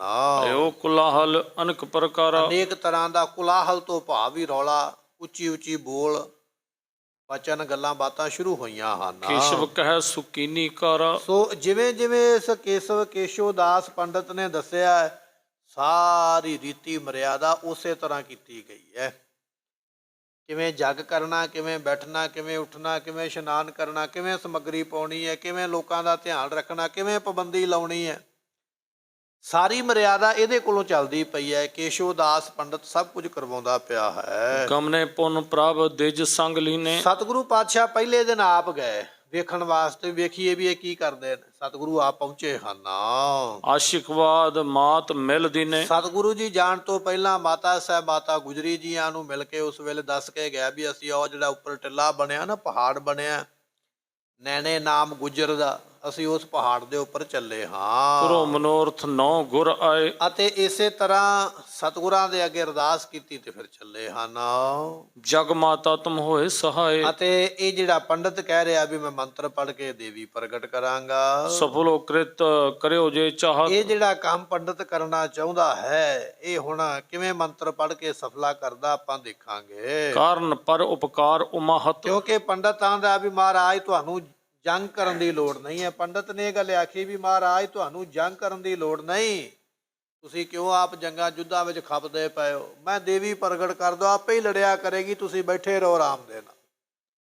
ਸਤਿਗੁਰੂ ਪਾਤਸ਼ਾਹ ਕਹਿਣ ਲੱਗੇ ਅਸੀਂ ਇਹਦਾ ਬਚਨ ਵੇਖਣ ਚੱਲੇ ਹਾਂ। ਧੁਖਤ ਧੂਪ ਚਾਲਤ ਗੁਰੇ ਆਗੇ। ਸੋ ਸਤਿਗੁਰੂ ਪਾਤਸ਼ਾਹ ਤੁਰੇ ਜਾ ਰਹੇ, ਕਹਿਣ ਲੱਗੇ ਬੜੀਆਂ ਧੂਫਾਂ ਧਕਾਈਆਂ ਹਨ, ਪੁਸ਼ਪਨ ਵਰਖਾ ਮੋਚਨ ਲਾਗੇ। ਤੇ ਬਹੁਤ ਜ਼ਿਆਦੇ ਫੁੱਲਾਂ ਦੀ ਵਰਖਾ ਜਿਹੜੀ ਉਸ ਵੇਲੇ ਹੋਣ ਲੱਗੀ ਹੈ। ਨੇਮ ਸਮੇਤ ਵੀ ਪਰਲੇ ਇਹ ਨਾਲ। ਜਿਹੜਾ ਪੰਡਤ ਬ੍ਰਾਹਮਣ ਹੈ ਨਾ ਗੁਰਮੁਖੋ, ਪੂਰੇ ਨੇਮ ਦੇ ਨਾਲ, ਪੂਰੀ ਮਰਿਆਦਾ, ਜੋ ਵੀ ਵਿਧੀ ਵਿਧਾਨ ਹੈ ਨਾ ਉਹਦੇ ਮੁਤਾਬਕ ਇਹ ਆਉਂਦਾ ਪਿਆ ਹੈ। ਗਮਨੇ ਮੰਗਲ ਹੋਤ ਕਿਰਪਾਲ। ਚੱਲਦੇ ਪਏ ਸਤਿਗੁਰੂ ਜੀ ਅਨੰਦਪੁਰ ਸਾਹਿਬ ਤੋਂ ਚੱਲ ਪਏ ਨੇ ਉੱਪਰ ਪਹਾੜੀ ਦੇ, ਜਿੱਥੇ ਅੱਜ ਨੈਣਾ ਦੇਵੀ ਦਾ ਮੰਦਿਰ ਲੋਕ ਆਖਦੇ ਨੇ, ਇੱਥੇ ਨੈਣੇ ਨਾਮ ਗੁਜਰ ਦਾ ਇਹ ਇਲਾਕਾ ਹੈ।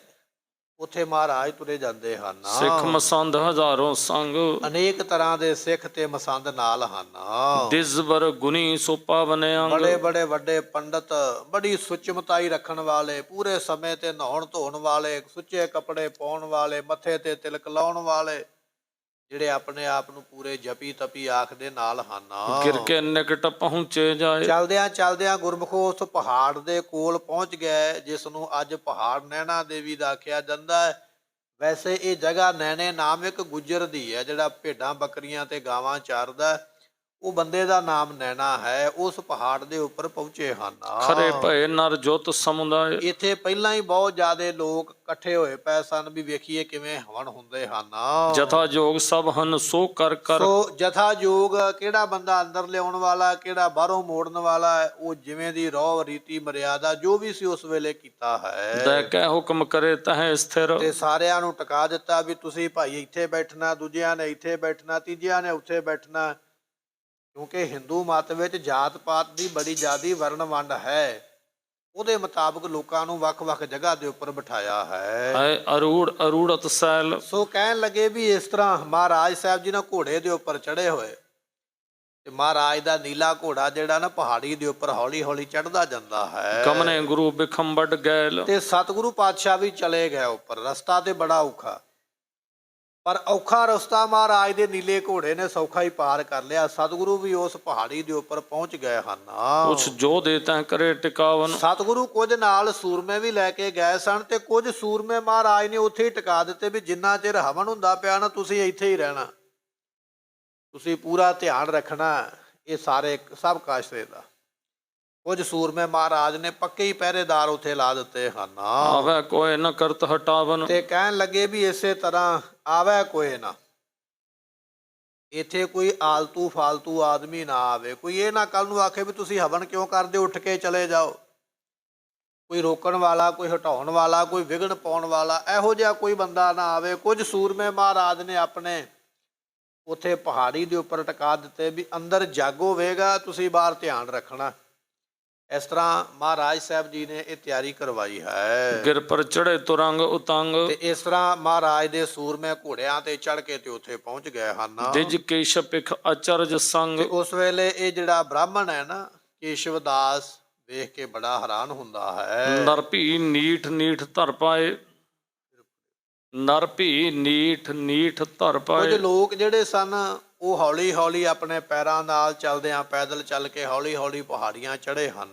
ਗਹਿ ਗਹਿ ਤ੍ਰਿਣਨ ਨੀਠ ਹੀ ਜਾਏ। ਤੇ ਕਹਿਣ ਲੱਗੇ ਵੀ ਕਈਆਂ ਨੂੰ ਤੁਰਨਾ ਔਖਾ ਲੱਗਦਾ, ਕੋਈ ਟਾਹਣੀ ਫੜ ਕੇ ਤਾਂ ਚੜਦਾ ਪਿਆ। ਪਹਾੜੀਆਂ ਚੜ੍ਹਨੀਆਂ ਕਿਹੜੀਆਂ ਸੌਖੀਆਂ ਨੇ, ਜਿਹੜੇ ਲੋਕ ਉੱਥੇ ਰਹਿਣ ਵਾਲੇ ਨੇ ਉਹਨਾਂ ਨੂੰ ਅਭਿਆਸ ਬਣ ਜਾਂਦਾ।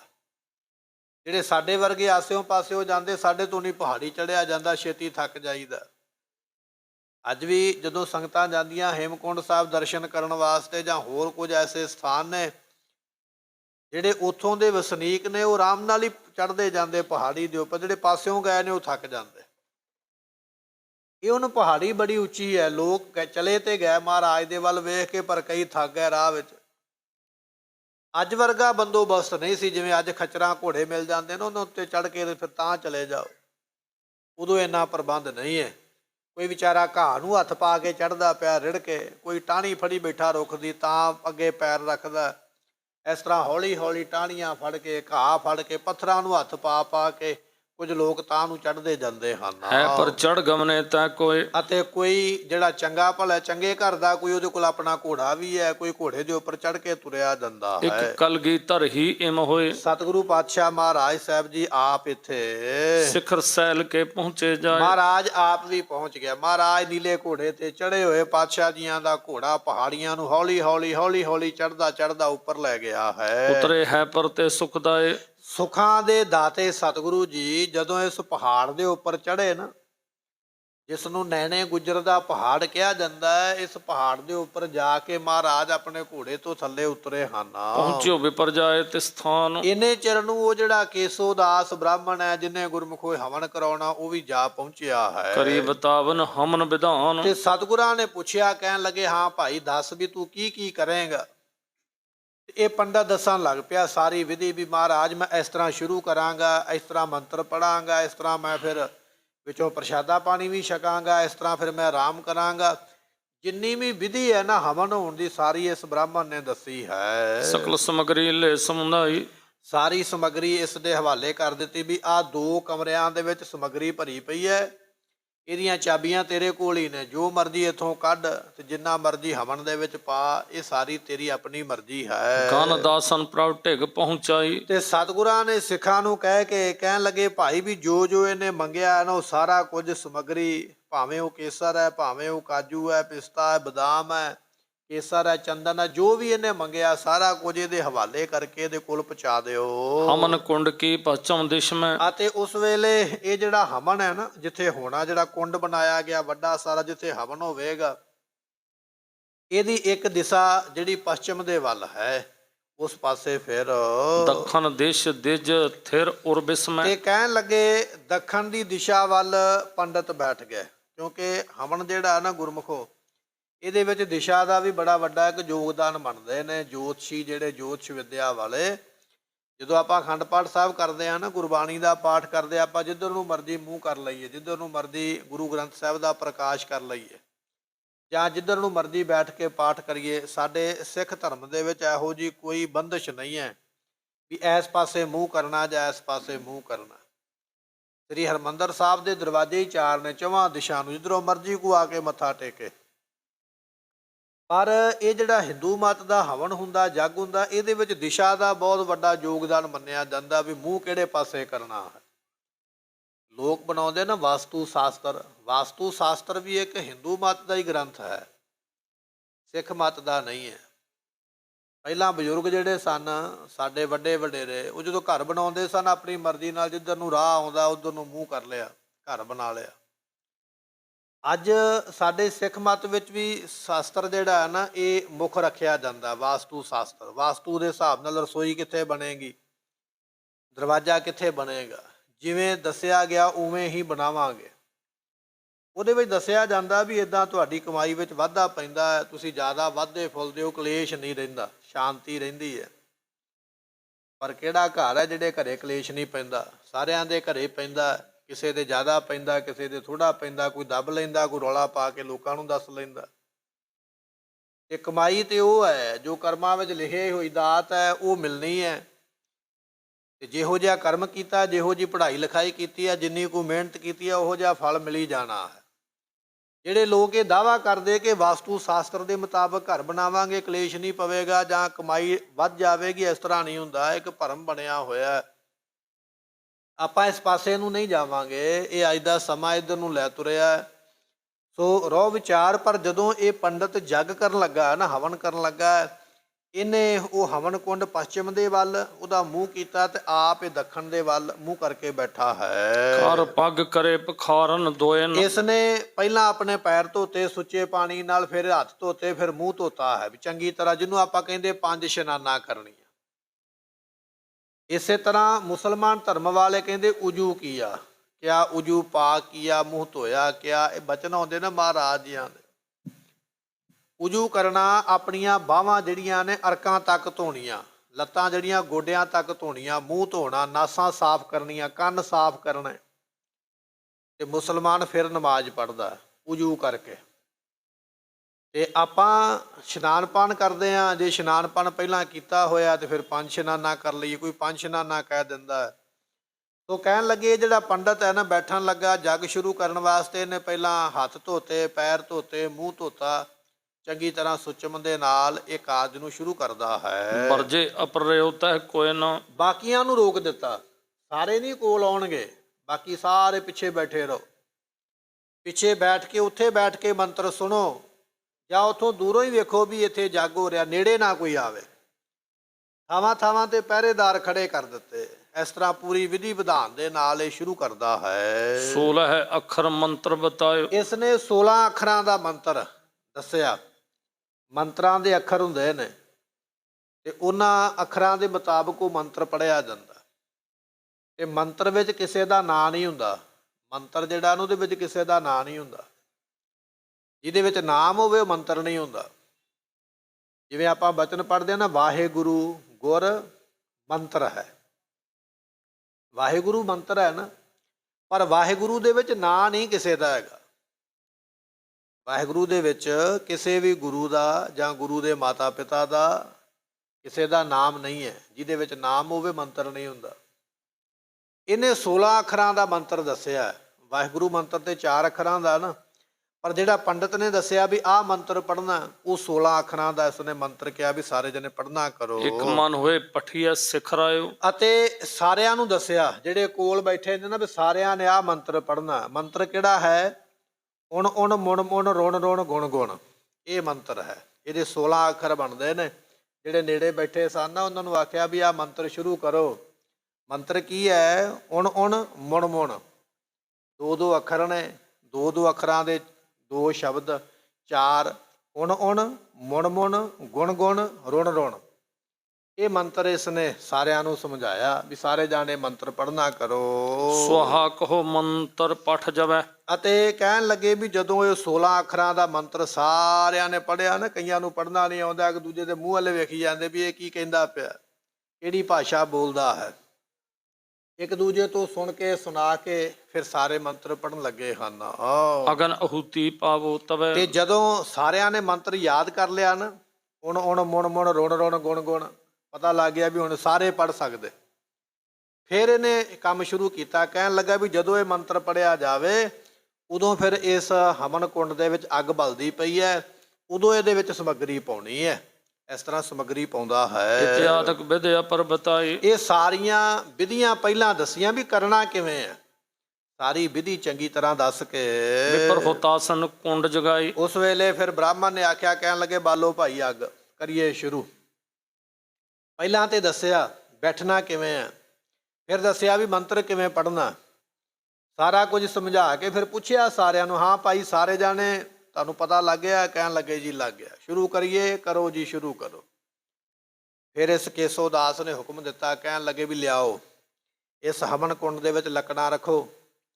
ਬੇਰੀ ਦੀ ਲੱਕੜ ਜਿਹੜੀ ਹੈ ਉਹ ਜਗ ਕਰਨ ਵਾਸਤੇ ਵਰਤੀ ਜਾਂਦੀ ਹੈ। ਬੇਰੀ ਦੀ ਲੱਕੜ ਜਾਂ ਚੰਦਨ ਦੀ ਲੱਕੜ, ਇਸ ਤਰ੍ਹਾਂ ਦੀਆਂ ਲੱਕੜਾਂ ਦੀ ਵਰਤੋਂ ਇਹ ਕਰਦੇ ਨੇ। ਜੋਤਿਸ਼ ਮਤ ਵਿੱਚ ਇਹ ਸਾਰੀਆਂ ਗੱਲਾਂ ਗ੍ਰੰਥਾਂ ਵਿੱਚ ਲਿਖੀਆਂ ਨੇ। ਸੋ ਤੁਹਾਨੂੰ ਕਿਸੇ ਭਰਮ ਦੇ ਵਿੱਚ ਨਹੀਂ ਪਾ ਰਹੇ, ਜਾਂ ਭਰਮ ਦੀ ਗੱਲ ਕੋਈ ਨਹੀਂ। ਜਿਵੇਂ ਗ੍ਰੰਥਾਂ ਵਿੱਚ ਲਿਖਿਆ ਹੈ ਉਹਦੇ ਮੁਤਾਬਕ ਦੱਸਿਆ ਜਾ ਰਿਹਾ ਵੀ ਉੱਥੇ ਫਿਰ ਉਹ ਲੱਕੜ ਜਿਹੜੀ ਹੈ ਉਹ ਮੰਗਵਾ ਕੇ ਹਵਨ ਦੇ ਵਿੱਚ ਪਾ ਕੇ ਫਿਰ ਉਹਦੀ ਅੱਗ ਬਾਲੀ ਹੈ। ਸ਼ੁੱਧ ਮਹਾਸੁਰ ਮੰਤਰ ਉਚਾਰੇ। ਉਸ ਵੇਲੇ ਦੇਵਤਿਆਂ ਦੇ ਮੰਤਰ ਜਿਹੜੇ ਸਨ ਬੜੇ ਸ਼ੁੱਧ ਉੱਚੀ ਆਵਾਜ਼ ਦੇ ਵਿੱਚ ਫਿਰ ਸ਼ੁਰੂ ਕੀਤੇ ਉਚਾਰਨ ਵਾਸਤੇ। ਸਵਾਹਾ ਕਹਿ ਅਹੁਤ ਕੋ ਡਾਰੇ। ਤੇ ਕਹਿਣ ਲੱਗੇ, ਜਦੋਂ ਸਾਰਾ ਮੰਤਰ ਹੁੰਦਾ ਫਿਰ ਆਖਦੇ ਸਵਾਹ, ਨਾਲ ਹੀ ਸਾਰੇ ਸਮੱਗਰੀ ਸੁੱਟ ਦਿੰਦੇ। ਅੱਜ ਵੀ ਕਈਆਂ ਥਾਵਾਂ ਤੇ ਮੰਤਰ ਪੜ੍ਹੇ ਜਾਂਦੇ ਨਾ, ਜਾਂ ਆਪਾਂ ਟੈਲੀਵਿਜ਼ਨ ਤੇ ਦੇਖਦੇ ਹਾਂ ਵਿਖਾਇਆ ਜਾਂਦਾ, ਕੋਈ ਧਾਰਮਿਕ ਨਾਟਕ ਚੱਲਦਾ ਪਿਆ ਤਾਂ ਉਹਦੇ ਵਿੱਚ ਵਿਖਾਇਆ ਜਾਂਦਾ। ਉਹ ਫਿਰ ਜਦੋਂ ਸਾਰੇ ਜਾਣੇ ਮੰਤਰ ਪੜ੍ਹ ਕੇ ਮਗਰੋਂ ਆਖਦੇ ਸਵਾਹ, ਫਿਰ ਸਮੱਗਰੀ ਜਿਹੜੀ ਹੈ ਬਲਦੀ ਅੱਗ ਵਿੱਚ ਸੁੱਟੀ ਜਾਂਦੀ ਹੈ। ਵਿੱਚ ਕੜਛੀ ਭਰ ਕੇ ਘਿਓ ਪਾਇਆ ਜਾਂਦਾ, ਫੁੱਲ ਪਾਏ ਜਾਂਦੇ, ਜੌਂ ਪਾਏ ਜਾਂਦੇ, ਇਸੇ ਤਰ੍ਹਾਂ ਤਿਲ ਪਾਏ ਜਾਂਦੇ, ਚੌਲ ਪਾਏ ਜਾਂਦੇ। ਇਹ ਸਾਰੀ ਸਮੱਗਰੀ ਫਿਰ ਉਸ ਬਲਦੀ ਹੋਈ ਅੱਗ ਵਿੱਚ ਥੋੜ੍ਹੀ ਥੋੜ੍ਹੀ ਕਰਕੇ ਨਾਲ ਦੀ ਨਾਲ ਪਾਈ ਜਾਂਦੀ ਹੈ। ਸੁਮਨਸ ਅਰਪਤ ਧੂਕ ਤੁਖਾਵਤ। ਇਸੇ ਤਰ੍ਹਾਂ ਸੁਮਨ ਤੋਂ ਭਾਵ ਹੁੰਦਾ ਗੁਰਮੁਖੋ ਫੁੱਲ।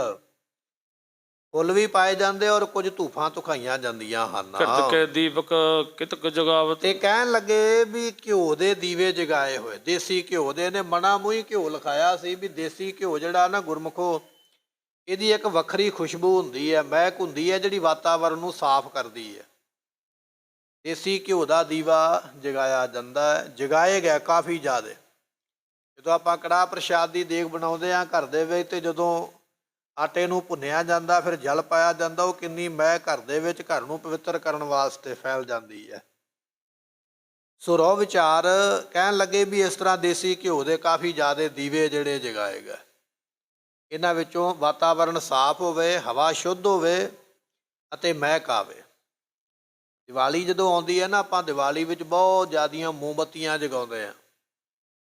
ਮੋਮਬੱਤੀ ਜਿਹੜੀ ਹੈ ਉਹ ਪ੍ਰਦੂਸ਼ਣ ਪੈਦਾ ਕਰਦੀ ਹੈ, ਧੂੰਆਂ ਪੈਦਾ ਕਰਦੀ, ਕਾਲਖ ਪੈਦਾ ਕਰਦੀ, ਬਿਮਾਰੀਆਂ ਲੱਗਦੀਆਂ। ਪਰ ਵਿਧੀ ਵਿਧਾਨ ਇਹ ਹੈ, ਜਦੋਂ ਗੁਰੂ ਹਰਗੋਬਿੰਦ ਪਾਤਸ਼ਾਹ ਮਹਾਰਾਜ ਆਏ ਸਨ ਉਸ ਵੇਲੇ ਬਚਨ ਇਹ ਹੁੰਦਾ ਹੈ, ਦੀਵਾਲੀ ਕੀ ਰਾਤ ਦੀਵੇ ਬਾਲੀਏ। ਦੀਵੇ ਬਾਲੇਗਾ ਦੇਸੀ ਘਿਓ ਦੇ, ਭਾਵੇਂ ਤੂੰ ਇੱਕ ਹੀ ਬਾਲ ਦੇ। ਇਹ ਨਹੀਂ ਵੀ 15-20 ਬਾਲੇਗਾ ਤੇ ਤਾਂ ਹੀ ਗੱਲ ਬਣਨੀ ਹੈ। ਤੂੰ ਇੱਕ ਦੀਵਾ ਹੀ ਬਾਲ ਦੇ, ਇੱਕ ਕੜਛੀ ਘਿਓ ਦੀ ਪਾ ਕੇ ਤੇਰੀ ਹਾਜ਼ਰੀ ਲੱਗ ਗਈ ਹੈ। ਪਰ ਇਹਦਾ ਭਾਵ ਇਹ ਨਹੀਂ ਵੀ ਤੂੰ 20 ਦੀਵੇ ਜਾਂ 50-100 ਹੀ ਬਾਲੇਗਾ ਤੇ ਫੇਰ ਹੀ ਗੱਲ ਬਣਨੀ ਹੈ। ਨਹੀਂ, ਇਹ ਤੇ ਅਸੀਂ ਗਿਣਤੀਆਂ ਮਿੰਤੀਆਂ 'ਚ ਪੈ ਗਏ। ਜੇ ਅਸੀਂ ਇੱਕ ਦੀਵਾ ਜਗਾਵਾਂਗੇ ਸਾਰੀ ਸੰਗਤ ਨੂੰ ਜਗ੍ਹਾ ਮਿਲੇਗੀ ਦੀਵਾ ਜਗਾਉਣ ਵਾਸਤੇ, ਸਾਰਿਆਂ ਦੀ ਤਮੰਨਾ ਪੂਰੀ ਹੋਵੇਗੀ। ਪਰ ਅਸੀਂ ਉੱਥੋਂ ਮੋਮਬੱਤੀਆਂ ਦਾ ਡੱਬਾ ਲੈਂਦੇ ਹਾਂ ਵੱਡਾ ਸਾਰਾ, ਤੇ ਫਿਰ ਸਾਡਾ ਇਹ ਹੁੰਦਾ ਵਿਚਾਰ ਵੀ ਜਿੰਨੀਆਂ ਮੈਂ ਲੈ ਕੇ ਆਇਆ ਮੈਂ ਸਾਰੀਆਂ ਹੀ ਜਗਾਉਣੀਆਂ ਨੇ। ਸਾਰੀਆਂ ਨੂੰ ਅੱਗ ਲਾ ਦਿੱਤੀ, ਜਗ ਪਈਆਂ ਸਾਰੀਆਂ। ਉਹਨਾਂ ਨੇ ਕਿੰਨਾ ਪ੍ਰਦੂਸ਼ਣ ਕੀਤਾ, ਕਿੰਨੀ ਮੋਮ ਪਿੰਗਲ ਪਿੰਗਲ ਕੇ ਥੱਲੇ ਫਰਸ਼ 'ਤੇ ਵਿਛੀ ਹੈ, ਪੱਥਰ 'ਤੇ ਲੱਗੀ ਹੈ। ਦੀਵਾਲੀ ਤੋਂ ਅਗਲੇ ਦਿਨ ਕਿਤੇ ਆ ਕੇ ਦੇਖਿਓ, ਸਾਰਾ ਪੱਥਰ ਕਾਲਾ ਹੋ ਜਾਂਦਾ, ਖਰਾਬ ਹੋ ਜਾਂਦਾ, ਮੋਮ ਚਿਪਕ ਜਾਂਦੀ ਨਾਲ ਪੱਥਰ ਦੇ। ਵਿਚਾਰੇ ਸੇਵਾਦਾਰ ਸੰਗਤ ਵਿੱਚੋਂ ਗੁਰਮੁਖ ਰਗੜ ਰਗੜ ਕੇ ਮਸਾਂ ਹੀ ਉਤਾਰਦੇ, ਡੱਬਿਆਂ ਦੇ ਡੱਬੇ ਭਰ ਜਾਂਦੇ। ਗੁਰੂ ਘਰੇ ਆਏ ਸੀ ਖੁਸ਼ੀ ਲੈਣ ਵਾਸਤੇ, ਪਰ ਅਸੀਂ ਤੇ ਗੁਰੂ ਘਰੇ ਗੰਦ ਪਾ ਦਿੱਤਾ। ਸਾਨੂੰ ਅਜੇ ਤੱਕ ਸਮਝ ਹੀ ਨਹੀਂ ਆਈ ਵੀ ਗੁਰੂ ਘਰੇ ਕਿਵੇਂ ਜਾਣਾ, ਉੱਥੇ ਕਰਨਾ ਕੀ ਹੈ।